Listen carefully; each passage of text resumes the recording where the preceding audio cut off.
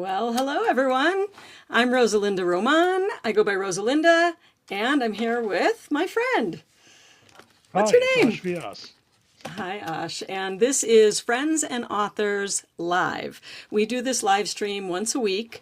We are a couple of indie authors who have realized that we have some wisdom to share, and we like to do that once a week on Tuesdays, 1 o'clock my time in the afternoon, which is basically Denver time. And Ash, where are you again? I'm in Germany, so it's right past 9 o'clock. Right. And so a little housekeeping to let people know if you are here with us live in the studio, like if you're watching on Facebook or Substack or YouTube, you can actually put comments in the comment section of whatever app you're watching us on, and then we'll get those comments here in the studio. So do that, and then we'll address any questions or whatever you want to talk about. We'll talk about that toward the end of the show. So awesome. That's the main number one thing I wanted to say. And let's get right to it. So, first of all, we talked about a lot of different possibilities for what this show was going to be, what we were going to talk about. There's so much going on in the indie author world, and we could talk for hours and days about it.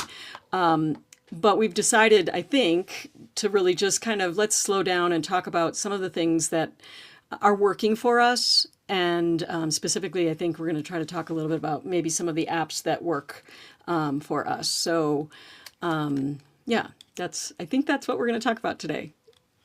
Sounds good. So, one of the things that you mentioned in your workflow, so first of all, everyone should know, and if you haven't seen it, go back to last week's show where Ash talked about his book launch. So, actually, I'd love to start with that. This time last week, you were just launching the latest book, which was book number 15, I believe, your 15th published book. Is that correct? That's right. Yeah. And so it was a big day last week, and you weren't sure at that time. I mean, it looked like it was off to a good start, but you didn't have the numbers in yet, and you didn't have kind of that initial week-long push of ads and all of the things you do to try to get people to notice you on a book launch. So I would love to talk a little bit about just how did it go? It went well. I mean, it's always a little hectic, right? Because you're watching with bated breath to see how it does. But if you have an established series, and as you said, it was book four in the series. Generally, if people stick around for book four, they probably like something, right? So it gets easier with each consecutive book in a series. Right. And so you feel like it was on par with what you expected, or was it a little better, a little worse? Any thoughts I've on I- how it I've went? had better launches, but it was decent. And the Western series, Westerns are kind of a niche. Like it's a genre that I'm very fond of, having grown up, in Texas. But it is a niche. I mean, it tends to ebb and flow. Like, the interesting thing about the Westerns, at least for me, is once the current presidential administration came to office, Western sales surged. Now, I don't know if there's any causality Interesting. there, but that seems to be the case. So, That is so interesting. And have you had any people comment like, "Oh yeah, this is exactly what I've been looking for in this," you know, as a result, or is it just so happens to correlate? yeah, it might not be. I mean, causality is hard to establish for anyone who's suffered through statistics, but it also might just be like the popularity of TV shows like Yellowstone and stuff. Like Westerns, everyone always says the Western's dead, and it always ends up coming back every couple of sometimes it takes a while, but it's pretty much the quintessential American genre. Awesome. One of the things we talked a little bit about last week was just kind of the launch process and the launch strategy. This time you had a different launch strategy. Instead of doing promo stacks, which is where you set up, you pay a fee to get people who have a list to share your book to their list. And you usually, as an author, when you're releasing your book, you do that maybe every other day. You have a new promo going out. You focused more on the ads this time around, the Facebook ads, right? Yes, yes. I normally use kind of a barbell strategy, which is I run Facebook ads in general for as my primary marketing source. But before a new launch, you want to let people know, hey, uh, you know, if the main character, for example, in the series is Wade Maverick, so you run Facebook ads, to the effect that, hey, Wade Maverick's back, and these are his new adventures, and this is available February 8th, right? And so just to let people know, and the Facebook algorithm is pretty well versed in identifying your readers. So yeah, you just let people know. Now, generally, I'll also do the second half of that strategy is um, the newsletters. Like you can do a stack, like you said, like there are services out there like Free Booksy or the Fussy Librarian, which will have, lists of dedicated readers and Facebook ads that they run in conjunction with yours. To basically just get the word out to, hundreds of thousands of readers that, for a fee, obviously, they charge you for that over the course, the first 5 days of the launch. And that generally the way you do it, there's different ways to do it. You can discount some of your earlier books, like the first book in the series. You can set it to free and set consecutive books in the series at a discount, and then the new release at full price. So readers can get a bargain. They can get the entire series for a fraction of the price that they would pay for the whole thing, one at a time. But there's all sorts of things they can do to get the word out and get your book in the hands of readers. Yeah, which is the ultimate goal, getting it in the hands of the readers that actually like your kind of books. Because, if you Exactly. get it in Yeah. the wrong hands, that actually ends up costing you money for nothing, and Yeah. even Well, works against you. but that's interesting because it in some ways it's more straightforward for certain genres than others. So I write westerns, which is kind of niche, but they don't actually have a western category. They have historical fiction, right? So that's probably the closest thing because I like to think my books are thrilling, but these westerns aren't thriller genre, and they're certainly not history; they're fiction. So historical fiction is about the category that's there. So Yeah. And hopefully, that's an interesting point you make about the genre, because we're basically like, when people ask you, oh, what are your books about? Or what a genre do you write in? It doesn't always correlate when you're talking about Amazon in particular and you have your books on there. And as an author, as an indie author, you have to go through and choose which categories should this be in. And for me, when I first released my books, Death Wounds, which is the first in the series, I had put it under conspiracy thrillers. And it is that. There is a conspiracy and it is a thriller. But then I realized, well, a lot of the also bots, which I don't know if people know, but like on Amazon, you'll see what we call like the real estate of the screen. And you've got your book, and then below it'll say what people who bought your book also bought. And so and they recommend that to future customers who come in and like they're looking at your book, and then they're like, oh, this book down here looks interesting. And a lot of times they're sponsored, but they try to match it to what your genre is, so that because Amazon wants you to keep buying books, and they don't really care if it's my book or your book or some other person's book, as long as you're buying, right? So I did an analysis of that before last book's launch. So the last book in November was the fourth in the series. And I realized I had put three categories: mystery thrillers, because a lot of the also bots were mysteries. And sure enough, they were very much like my books in terms of like tone and themes. But then I also put Hispanic American literature, because I'm Puerto Rican. Our main character is Puerto Rican. There's a lot of bilingual scenes in the book. So I put it under Hispanic American literature and women's crime fiction, because she's, solving crimes and she's a woman. And so I wasn't sure. And sure enough, I ended up making it to the top, to number one on both Hispanic American literature and women's crime fiction categories. And so for me, that was a really good move to kind of shift to those genres, but it could have been a disaster as well, because it is a guessing game in some ways.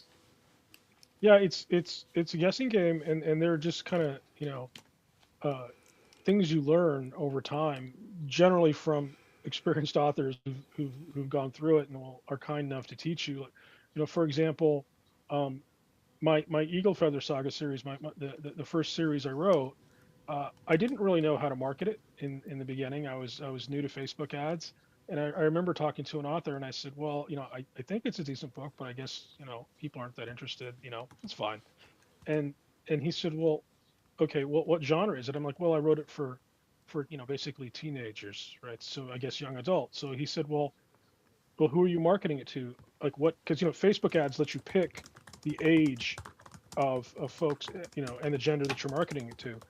And I said, well, I'm marketing it to both males and females, and 18 to 65. And he said, well, that's your problem. And I said, well, what do you mean? It's for young adults, right? And he said, yeah, unfortunately, no one in America under 40 reads. And the average young adult reader is a 40-year-old college educated American woman.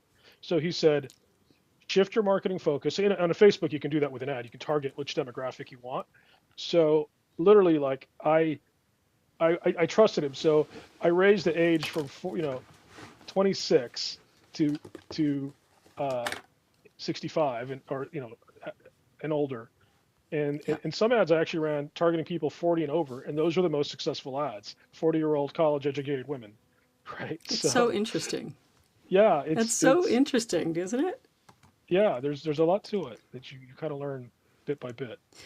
Well, and of course, that is a generalization. Like, there are young people that read. I can attest to that because I have three of them that live in my house or that have lived in my house that are voracious readers, much more so than I would fit your demographic, or almost, not quite 60, but getting, up there. And yet, like, of course, we have to make generalizations when we are trying to target who our readers might be, because until you really nail that and kind of figure that out, it's going to continue to be a guessing game. So you do have to make assumptions about, okay, I've got more people that are this demographic that are looking at my book at least. No, that's true. I didn't mean to make a definitive statement on the state I of know. reading in America. No, I I just know. when I set the age group higher, I started making money. So Well, and that's that's important. right. Which actually I think is a really important thing to mention. I think sometimes we are so we're so focused on the craft, writing the best book that we can write and saying, and getting our message out. But it's really important, I think, to remember this is a business. And especially as an indie author, a big part of our job is to get the book in the right hands, and we want to make money at it because, well, it is wonderful just to write for the sake of writing. And there are many people who want to just do that, and it's not a business for them. I know you and me, I feel this way, that I want this to be the way that I make a living. And in order to do that, we do need to follow, see what's selling and what's not. We can you talk a little bit about, and we should do a whole show probably at some point on Facebook ads. And by the way, I put in here, if anyone's here live, drop a note in the comments because we will see them, as you can see here in the studio. So, but I was just thinking, like, when I was learning Facebook ads from you, from the guy who, I don't know, can I say his name, that taught all of us, you have to try a bunch of different ads. You don't just make a Facebook ad and put it up there, right? You're constantly testing and testing and trying to find out what works. No, there's absolutely, just an entire, you know, world of knowledge to Facebook ads, and folks do it in different ways, and folks have success in different ways. The one thing that at least I've experienced, I guess, is it the Pareto principle or the Pareto principle, where 80% of your revenue comes from like 20% of your ads. Like, so I'm constantly testing Facebook ads, and I know a number of author friends who've had success on the platform do that the same. Like, you're constantly testing ads. Most of them are decent or not that good. I mean, fair, sorry, not decent, but fair to not that good. But then you get one or two great ads, or if one superstar ad that runs for 6 months, and that'll make a big chunk of your revenue for the year. But it's a constant, you know, discovery. It's almost a scientific method that you're constantly testing, your ads, your market, your demographic. Like for example, the Texas Tales series that I wrote, my second Western series, was largely based on the feedback from Facebook demographics, because I figured out it makes sense in hindsight. A lot of folks from Texas read Westerns, and I thought, well, with the pace of life, instead of reading an entire Western, novel, 300-page novel, maybe they'd like a collection of short stories, which are about half the size, half the length, excuse me, and they could listen to them on audiobooks or things like that. And so I that came straight from the demographics of Facebook, right? So Right. there's a lot to it. There is a lot to it. All right. Anything else you want to say on that before we move on to the next subject? No. Okay, so one of the things we were talking about that I thought was worth discussing has to do with kind of this whole draft to digital thing. I actually don't know anything about it. So I was hoping you would enlighten me live on the air. What is draft to digital and what's the point Oh, of using it? okay. Well, I'm certainly not an expert on draft to digital. I've actually just been going down that path recently, but I think I can explain uh, in reference to libraries. I can explain what I'm Okay. doing and what's going on. So, as you know, Amazon has Kindle Unlimited, right? Which is a program where I think you pay a monthly subscription, and then you have the right to um, borrow a number of books every month. From our perspective, as an author using the Amazon platform, you can it's optional to enroll your books in Kindle Unlimited. What that means is, if you enroll your books in Kindle Unlimited, you are in contract with Amazon for 90 days, and you agree that your book will not be sold anywhere but Amazon for that 90-day period. And then you can either renew or you can opt out at the end of 90 days. Um, for that exclusivity, what Amazon offers you is you get money for page reads from anyone in Kindle Unlimited who borrows your book for that period. This is going to be substantial for myself and a lot of author friends of mine. Uh, Half the revenue comes from the Kindle Unlimited program, but the price is you cannot sell your ebooks anywhere else during that 90-day period. Now, the thing is, uh, you get reader feedback, and folks are on limited budgets, and a lot of folks ask, well, why aren't your books in libraries? Um, and you can have print books in libraries if the libraries choose to buy them, but previously, Amazon, if you were in Kindle Unlimited, like as I explained, your books couldn't be sold anywhere else other than Amazon. Right. Recently, I think it was last September, Amazon changed its rules and allowed people within Kindle Unlimited to sell their ebooks to libraries.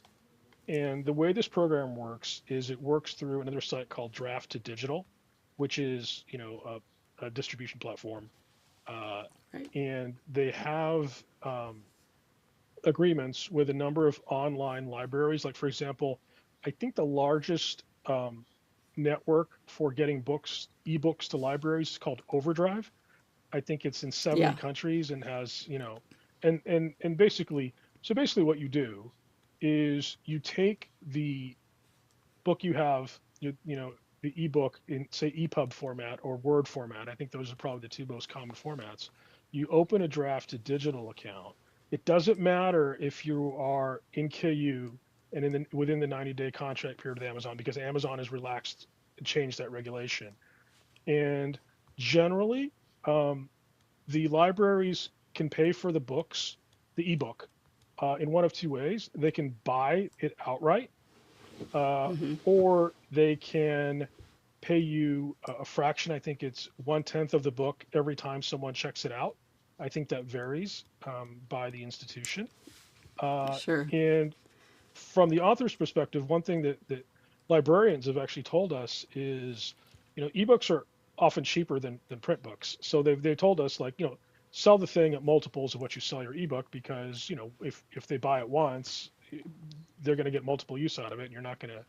It's not like you're selling a book each time, right? So generally, you can sell your Right. ebook to the libraries on draft to digital at a higher price, depending on their methodology. And so So, this is so great. just to kind of uh, reiterate it, in up until now, up until they made this change, you could not have your book in the library. And I would go to the libraries and people, oh, well, how do we get your book? And I didn't know how. And correct me if I'm wrong, draft to digital, there's also Ingram Spark or Ingram. I don't know which it is, Yeah, but I think another way to do it. there is another way to do it, but for, I'm not sure exactly what's transpired, but everyone that I know draft to digital has the relationships, and I think friends of mine on Amazon mentioned it, so that's the route that I Yeah. went. And there might be some connection between them. I actually don't know. There might be other ways to do it, but this is one way to do it. Yeah, and I wanted to mention Letitia is here live. Hello, so happy to see you. And she mentioned that in her town's library does this, and I really do think that ultimately, if we do this, and you said you are in the process of actually doing this, so you can submit it to the libraries, right? Yeah. Yes, yes, If absolutely. we do I that, have then the next step, because it's you can have it available to libraries, but then the next step, I think, and I'm pretty sure, is to have everyone you know go to their local library and say, hey, do you have Rosalinda's Death Wounds? Do you have AKVS's Eagle Feather? And then they request it, and then the next time that library does the purchasing, then they look it up and they go, oh, we can actually purchase that. yeah, yeah. As I said, I'm just in the process of getting the books, onto draft to digital. They have their own marketing mechanism, and that's an entire. As I said, there's a lot of stuff, right?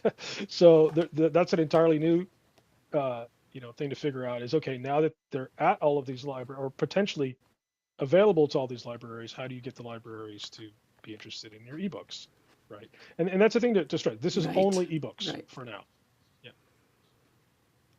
Which is different than, yeah, it's a different animal. So for me, I think it's exciting. I do read a lot through the libraries. I use the Libby app, and that's, I think it's connected to Overdrive. But yeah, having the potential to have your ebooks in the libraries is really great.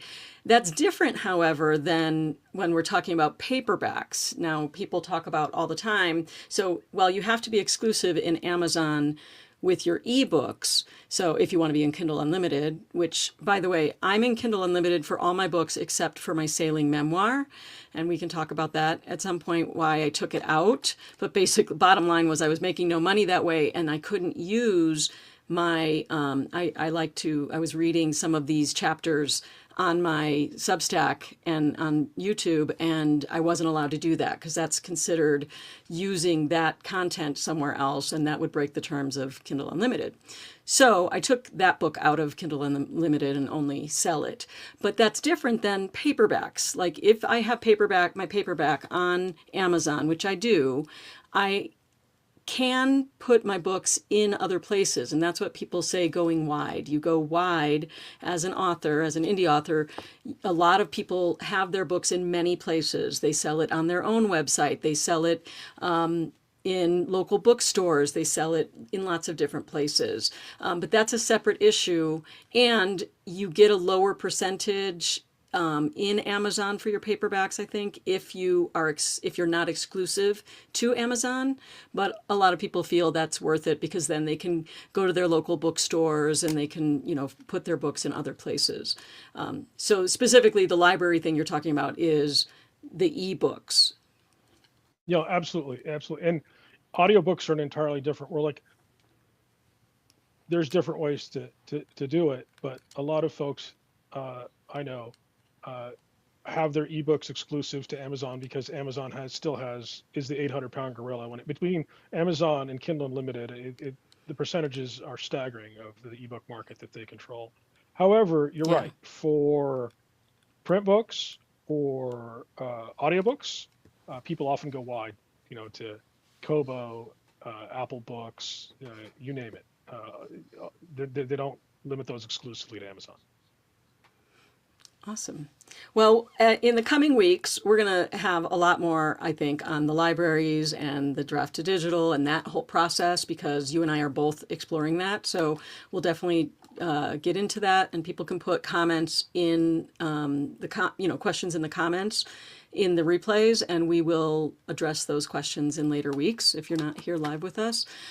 Which brings me to our next segment, unless there's something else you wanted to say about that. No. No. Okay. So we want to start doing a Q&A session for the last 5 minutes of our live streams. And I don't think he's here today, but we had a viewer who is a friend of ours, Nick, asked two questions. So I figure we'll start with Nick's questions, and then if anyone's in the studio watching live, or not in the studio, but on any of the platforms watching live, they can put their own questions in for us. And then again, you can put something in the comments section of any of these live videos, and we'll add them to the Q&A session at the end of each episode each week.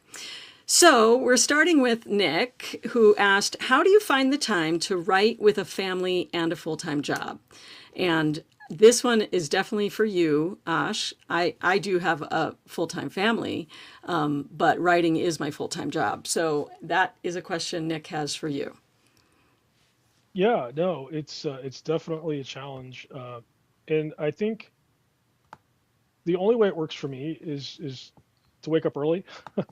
I try to get up around 5, uh, and get a couple hours in, before it's time for uh, getting the little guy breakfast and getting him off to school and all the family stuff, and then it's work after that, right? So yeah, generally I try to get a couple hours in the morning, and that seems to work for me. I have friends who do the complete opposite, who write late at night, maybe after if they have kids after the kids are asleep and that sort of thing. I can never do that. I'm just so exhausted by the end of the day that I think my creative juices are best early, right? So Yeah. I get up at 5. That's how I do it. Yeah, and for me, the answer to that question is because I do have many other things that I do, especially because we have this traveling lifestyle. For me, it is that getting up early. But now I do my workouts first before anyone's up because I've found that I definitely need to take care of myself before I can take care of my books or my people. And so the way that I get my writing done and how I'm consistently producing my books is I have set writing time during the week, and I do writing sprints generally with other people through an app that I use for my writing called Dabble. And I basically now am writing Monday through Friday from 10:30 to noon, basically an hour and a half of writing sprints. And that way, that's when my son is at school. And generally, I remind my husband on a regular basis, hey, this is my writing sprint time. So part of it is just training your family that this is important, and I am taking this time because it serves us collectively. Yeah, it's easiest before the little guy's awake because he'll come over and say, "What are you doing?" And you say, "Well, I'm writing," and he'll say, "Well, aren't I more important than writing?" And he's got a point, right? So it's best to do it while he's still asleep. It's very hard to argue with that because he's not just more important, but he's much cuter too. Yes, he definitely takes that from his mother's side of the family. Yes. So anyway, so yeah, that's question number one from Nick, and then he has another question that I thought was good. Let me put it in the little chat box.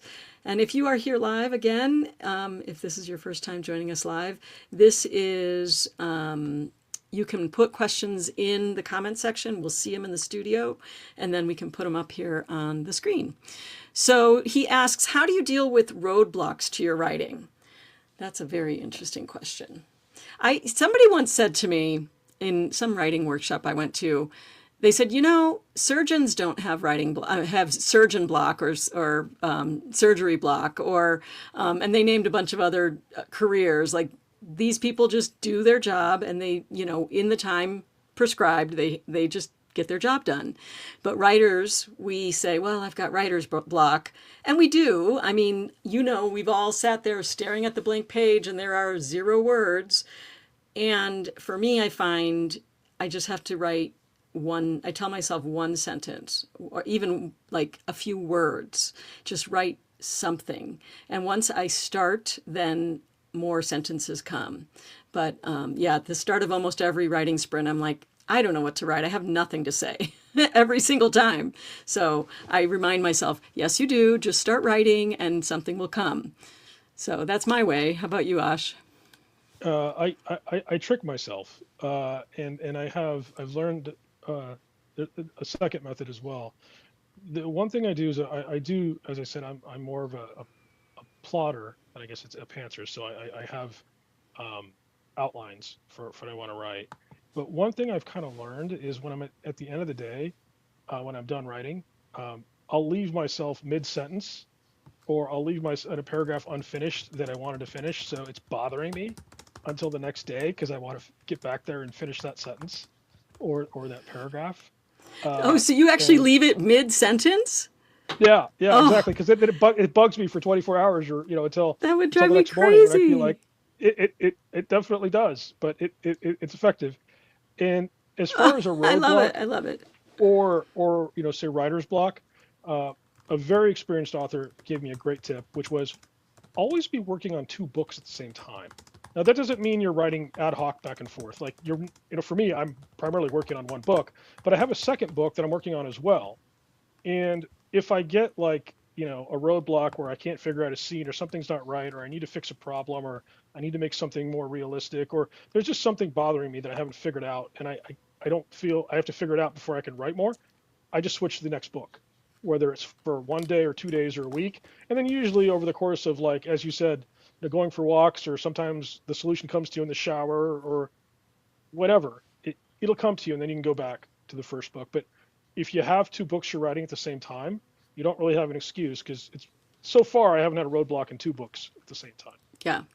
Well, and that for me, I don't have 2 books that I'm writing at the same time, but I do have my Substack blog, essentially newsletter.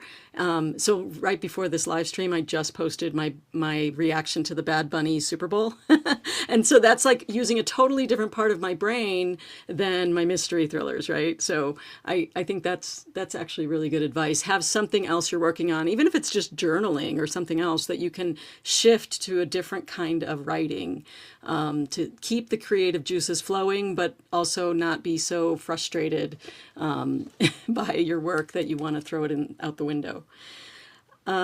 Okay, we actually have another question in the studio. Do you mind going a few minutes long? No, no, absolutely. Okay, so Letitia asks, how do you keep motivated to continue and complete your books? Do you allow yourselves grace to just take the day off? That's actually a really good question. For me, my motivation, there's internal and external. One, I I just can't. The feeling that something is undone bugs me. So I want to finish it. That's just the internal. But externally, we create, or I think Ash does too, a pre-order. So I know April 30th, my book is coming out. So those times where I'm like, I really don't want to do this, I think of that deadline and I think of that date and I think how horrified I would be if I didn't have the book done before then. And I think it's really, really important to give yourself actual time off. So I never work on Saturdays because that's Shabbat. So from Friday night to Saturday night, sunset to sunset, I don't work at all. So for me, that helps me stay motivated because I find then Sunday morning I'm like, ooh, I'm ready to write again. Whereas by Friday afternoon, I'm about to like throw the book away. So that's how I do it. How about you, Ash? No, I mean, for the most part, I agree. I mean, I still have a full-time job, so weekends are somewhat family time. But even on the weekends, basically I just sacrifice sleeping in, right? Because I feel guilty about it. Like if I get up early on a Saturday or Sunday and get my hours in before everyone's awake, and sometimes I even get more time on the weekend because let them sleep in, right? Um, I can get it done. But I think I've kind of realized 2 things. One, if you're gonna do this full time, it's actually more work than a normal job. Like there is so much. You're a small businessman or woman. You're basically there's not enough time in the day. There's always something you have to figure out, or something new, or an opportunity, or something you could do better. But it's also kind of a labor of love, right? Like they say, like it's not really work if you love it, right? So I don't know if that answers your question, but Yeah. but But I love that you she's kind of here have to and that turn she pro. asked it. Yeah. Yeah, you just kind of I think it depends on the book too, because some books it's like, oh, we have to get this done. It's almost like you stay motivated because you just want to be done with it. And then other books it's like, oh, it's a voyage of discovery. It's so exciting to see what's going to happen next. So for me it keeps me motivated It still. is, but there is a mindset shift when you want to do this full time, and I'm not doing it full time yet, but you know you have to turn pro at it, right? Like if at your day job you're not going to call in sick for 3 days unless you're sick, or not show up to work for 3 days. You have to show up to work, or there's going to be problems, I imagine. You have to show up and write if you're going to be a full time writer. That's your job. Good advice. Perfect way to wrap it up. Thank you to those of you that were live here in the studio with us. This was very exciting. We've been doing this for a few weeks now, and it's just invigorating for me. And I think Ash probably would agree that it's just really great to have people here join us live. If you missed it and you're watching it on the replay, put some comments in so we know you did get a chance to see it. And yeah, join us next time, Tuesdays at 1 o'clock Mountain Time and 9 p.m. in Berlin. So thank you so much. And anything else you want to say, Ash, before we wrap it up? So take care, All everyone. right. Thank you. This has been Friends and Authors Live, and we will see you next week. Bye.